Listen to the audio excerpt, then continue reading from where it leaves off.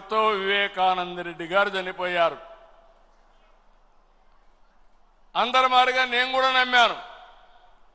అంతవరకు ఎప్పుడు కూడా నేను వేరే కోణంలో ఆలోచించేవాడిని.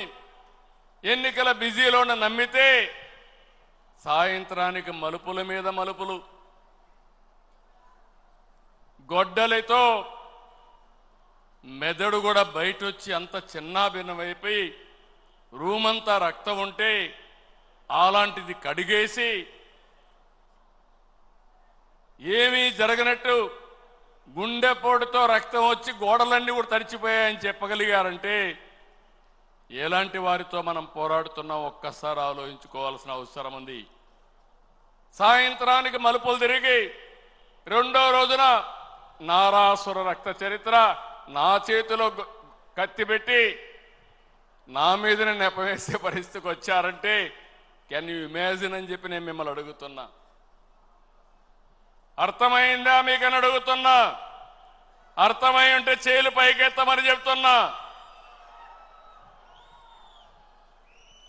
అలాంటి కరుడు గట్టినటువంటి నేరస్తులతో రాజకీయం చేస్తున్నాం. అందుకే నిన్న ఒకటి జరిగితే వీరయ్య చౌదరి, సంతనూతలపాడు, పల్నాడు హత్యలు జరిగాయి. హత్యలు జరిగితే నాకు అనుమానం వచ్చింది. ఇప్పుడు నేను ఎవరిని నమ్మడం లేదు. ప్రతి ఒక్క విషయాన్ని కూడా సందేహం పెట్టుకొని మనసులో వేరే విధంగా నేను ఆలోచించి ఎవరు చేశారని ఆలోచించే పరిస్థితికి వచ్చాను. చేస్తే కొంతమంది మన దగ్గరుండి వాళ్లకు కోవర్ట్లుగా పనిచేస్తూ వాళ్ళ ప్రోత్సాహంతో ఇష్టానుసారం హత్యా రాజకీయాలు చేస్తున్నారు.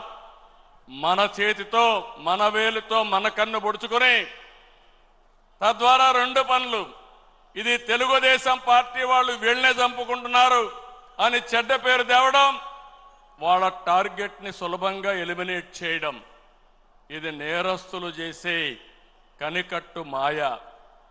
అందుకే చెప్తున్నా, ఎవరైనా సరే మన కార్యకర్తలు కూడా ఇలాంటి తప్పుడు పనులు చేస్తే ఏ